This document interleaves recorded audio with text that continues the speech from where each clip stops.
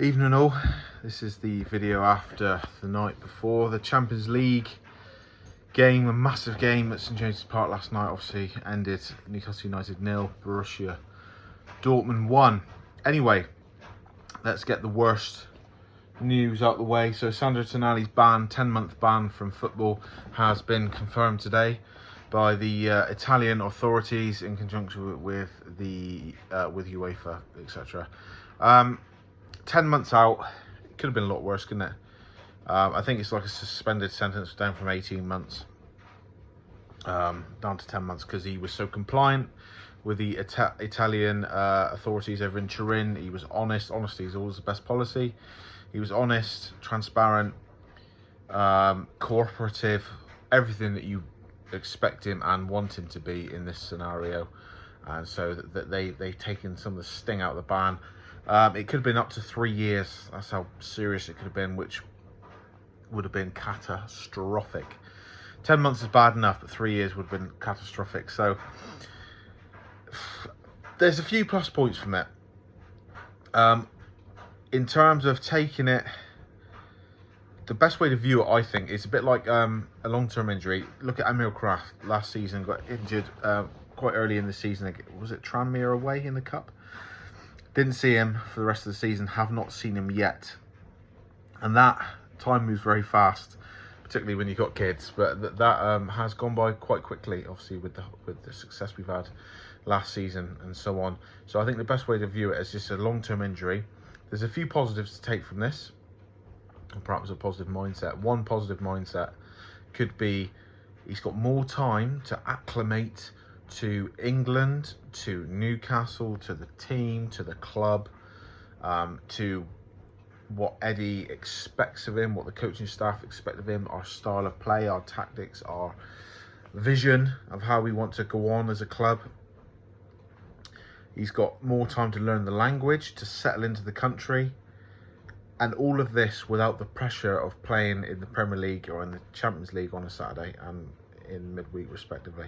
So it gives him more of a chance to acclimate to his surroundings, to the new culture, the new life he's going to lead in Newcastle without that pressure. So that could obviously 10 months ban for a player we just spent so much money on, who is a top quality player, don't get me wrong. I know he's not set the world alight, but 10-month ban is a disaster, but he can draw some positives from it. Another positive is he's not banned from training. He's still allowed to train with the team. Now, he's got some community service sort of thing going on, which I think is in the 8 months after his ban. He's going to have to go back to Italy and do some of that. I think he's got to go back to Italy in the 10 months that he's actually banned as well. Working with young kids in football. He'll probably have to do some sort of addiction program, so to help and support him. He's going to have to pay a €20,000 fine. But like I said, all in all, it could have been a lot worse.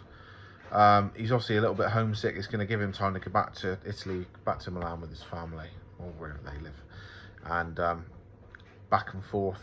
I imagine he might, for the first couple of months, Eddie might say, look, here's a training program. The fitness, the strength and conditioning coaches, the fitness coaches will set up a training plan for him. Go back to Italy for a bit, not saying for like 4 or 5 months straight, but go back to Italy a couple of weeks at a time, maybe 3-4 weeks at a time. Just keep up to date with this fitness stuff.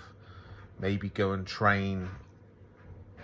I wouldn't say train with AC Milan, but go and train with maybe, I don't know, maybe a local club or some sort of five-a-side league. I don't know, just to keep his ball skills, keep evolving, and then maybe, you know, once a month for a week you can come back to Newcastle, train with the team, and then spend more and more time in Newcastle as that ban goes on. I don't know how they're going to do it, but it could have been 3 years. It's 10 months for one of our top players who was just getting into a bit of form. I thought he was one of the better players last night when he came on. But there we go, Sandro. Won't see him in a Newcastle shirt for 10 months, but as I said, it gives him time to acclimate to England, to Newcastle, to settle in, learn the language without the pressure of playing on a Saturday, and he can still train with the team, which I think is vital. Still allowed to train. Brilliant. Good news from a bad situation. Now, more bad news. Alexander Isak obviously had to come off. I think it was after like 12-15 minutes last night. It looks like he's strained his groin again, which was a recurring injury from what he suffered on the international break. Sorry, I can't get comfortable there. I don't think it's going to be long term from what Eddie said last night and from what I've heard today. But it just, it's not ideal, is it? You know, we got two strikers who are hot on form, but they're both picking up injuries. You know, Callum Wilson is not a striker, unfortunately, that if Alexander Isak's going to be out for like a month, 6-7 weeks, that you can rely on not to get injured. He does have that. Although he went for a good stretch last season after he came back from injury, where he went scoring goals and he was hot on form. He was on it. So hopefully that can be the case. Jacob Murphy, this looks like it's going to be longer. Dislocated shoulder, which I don't understand how that happened, because when he put all of his weight onto his shoulder as he landed, but it didn't look too disjointed. It didn't look too bad on the video, but obviously it was.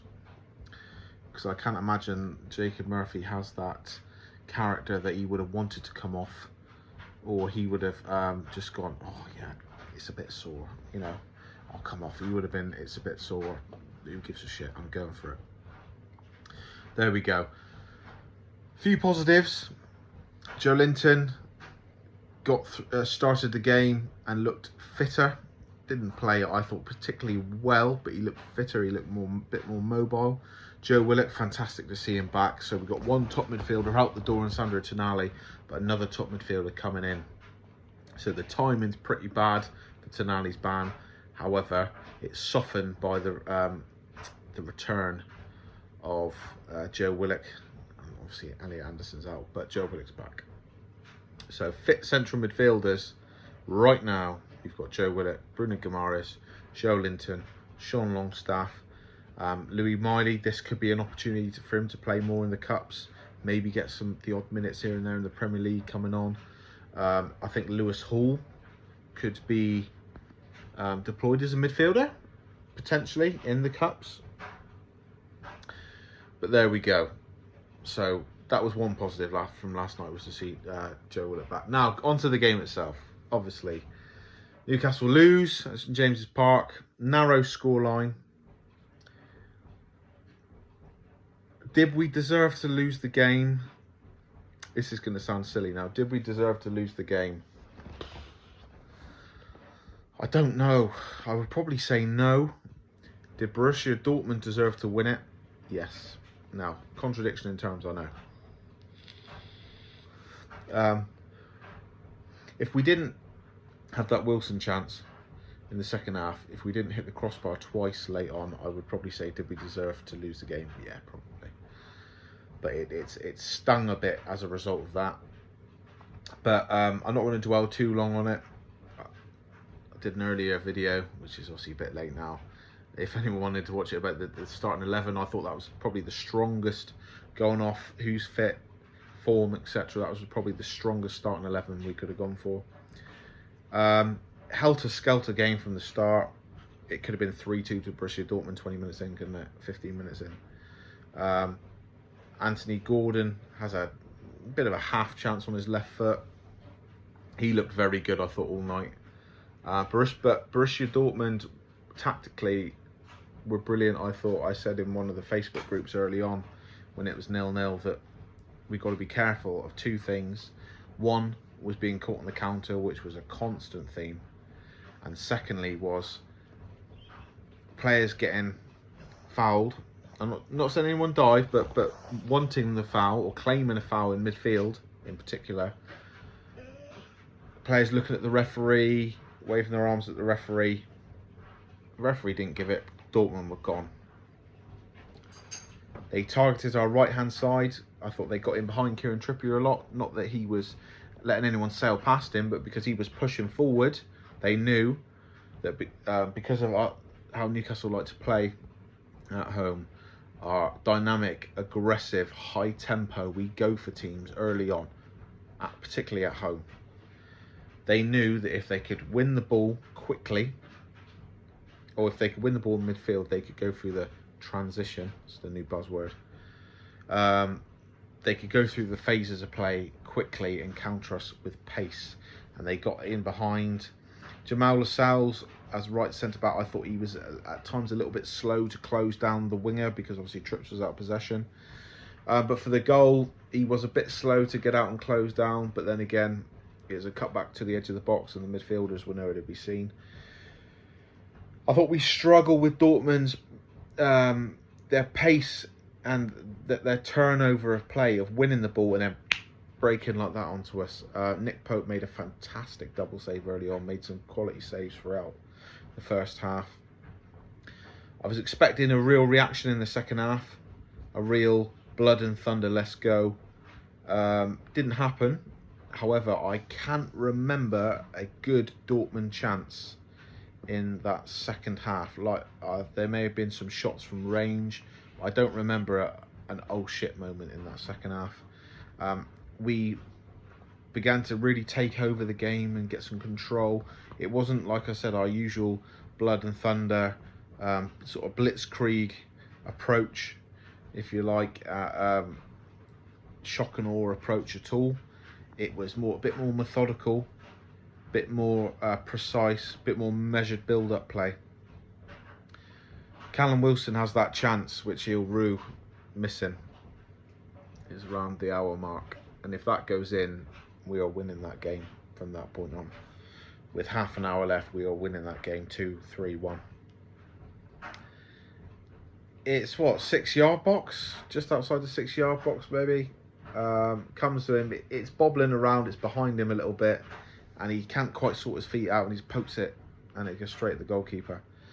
Callum Wilson then has, it's a fantastic free kick on the left hand side by Matt Targett, in swinger, and it's Callum Wilson. They said on commentary it come off his shoulder, but I think it sort of glanced off his shoulder onto his head or vice versa, and he gets a good contact on it. It's a difficult technique. Crossbar, crashes against crossbar, like, oh god, I thought it was coming. Then we have another chance late on. Again, I think it's from a corner corner set play. The ball comes out to Anthony Gordon, catches it on his left foot, it's deflected, and it loops up. And I was thinking, right, in that split second, I was thinking, right, this is either going to loop down, come down quickly over the goal, because the goalkeeper was buggered. He was really buggered by the deflection. It's either going to loop down last minute, or it's going to cannon down off the crossbar, right on the line, or go into the net off the crossbar. It did neither. It crashed onto the crossbar, went down, forward and down, and bounced back out. And that was that. There's Nick Pope was outstanding. I thought Nick Pope's distribution tonight was a lot better than usual. Obviously, he made that fantastic double save. He made some really good saves in the first half. He didn't have a lot to do in the second. But his distribution, if we're looking for real positives from last night's game, was the return of Joe Willock, the continuing good form, tenacity of Anthony Gordon, and I love the relationship he's building with the fans at St James's Park. He revs them up and they respond, and they really spur him on and he spurs them on. I said out loud to myself, I was on my own watching the football, well, with the dogs, and I was like, it's a mutual relationship. I love it. I'm completely sold. I thought Anthony Gordon was overrated at 40 odd million, whatever we paid for him. I thought he was a bit of a bell end, to be honest, but he's a top player.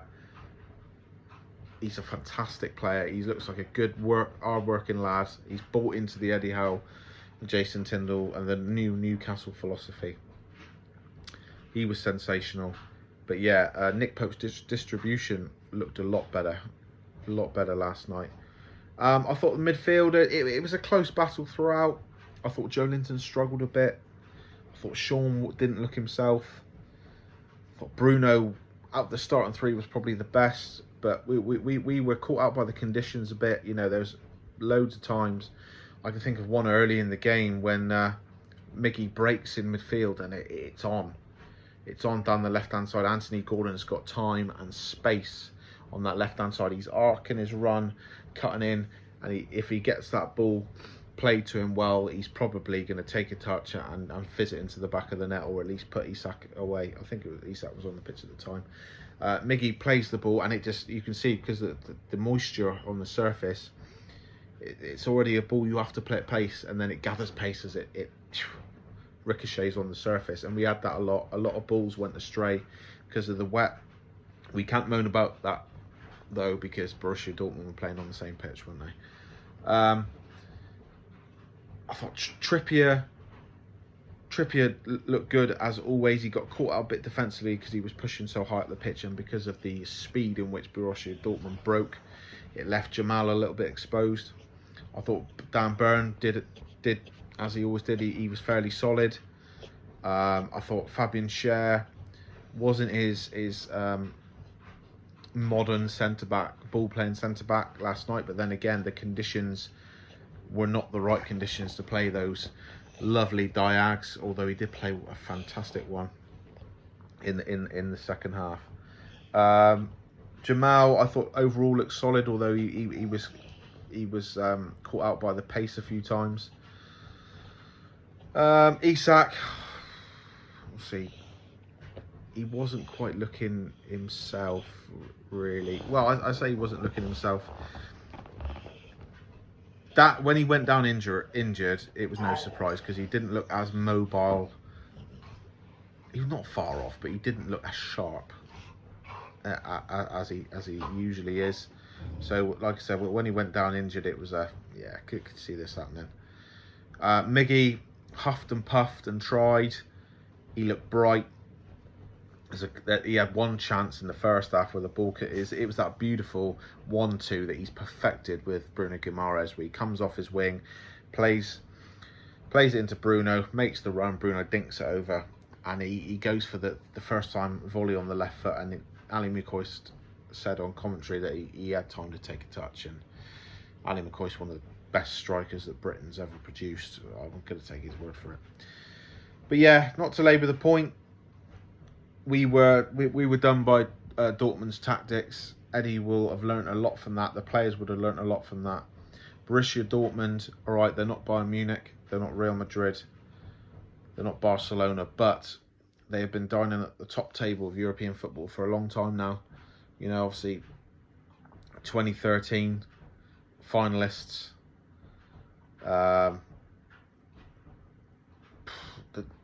They're a solid team, and they did. I'm not saying Eddie had his pants pulled down last night tactically, not at all, but they did a bit of a number on us. They had a plan, they executed it well. They used Newcastle's greatest strength, which is our tempo, our intensity, and our dynamism, and they used it against us. Fair play to them. They needed a win desperately. We're now, I think PSG are top of the group now, aren't they? We're down to third. I think we're level on points with Dortmund. A draw, a win, a loss. You felt that Newcastle needed to win all their home games to progress to the next stage. However, I don't think many people would have seen a draw away to Milan in match day 1. So that's something. Are we capable of getting a result against Borussia Dortmund away? Yes. What does a result look like? Avoid defeat. A loss, a draw. So a draw would be a positive result, bouncing back, and again, draw your away games. Ideally, win all your home games and draw your away games. But if we can get a positive result in whatever that looks like against Borussia Dortmund, bit of confidence, take that on to PSG, and then it'll probably be a must-win at home to AC Milan. But there we go. Negatives. Couple of players injured again. Tonali's 10 months out. But positives, Nick Pope's distribution. Anthony Gordon's still the man. What else did I say performance-wise? Joe Willock's back. There we go. Next game, Wolverhampton Wanderers away. I was going to be going to that game in the home end, but it's worked out just too bloody expensive. You've got to buy an annual. I'm not buying an annual membership to then just go to one game. You know, I'll do that for Newcastle, but not for a rival team. But I'm going to be up in the Midlands. I will be wearing my Newcastle shirt in and around, not trying to wind anyone up, but representing. And hopefully we get a win. Wolves, mixed bag form this season, but I think they're a team on the up. So it'll be a challenge. I can see Tino Livramento starting. Not that Trips should be dropped, but just give him a bit of a rest. I can see, who else can I see starting? I can see perhaps Matty Targett starting. Again, same reasons. Dan Burns done nothing wrong, but give him a rest. I can see Joe Willock. Is it going to be too soon for him to start? He looked fit as a fiddle last night. He didn't look like a player who was like, oh, I better not go too hard. I think we timed his return perfectly. I can see him starting. Up front, it's obviously going to have to be Wilson. It's going to have to be Miggy, and it's going to have to be Gordon, because they are our only fit forward players right now. Obviously, Alexander Isak injured, Harvey Barnes injured, Isak and Murphy injured, Elliot Anderson injured. I don't know a lot about the Anderson injury. That might have just been a, oh, don't want to risk him tonight sort of thing last night. Hopefully that's the case, and hopefully he will be in the squad in some capacity. But I think we'll see Tino Livramento and Lewis Hall in some respect on Saturday. Be good for them to get some minutes. I mean, I used to play right back, so I'm always going to keep a close eye on Tino Livramento. But I'm particularly excited to see Lewis Hall get some minutes, because I thought he really struggled against City in the Cup, and I don't want that to dent his confidence too much. Anyway, please like the video if you enjoyed it. Thanks for watching. If you didn't like the video, as I say, thank you for your time anyway. Please like, comment, subscribe. See you on the next one. Up the Toon. Come on.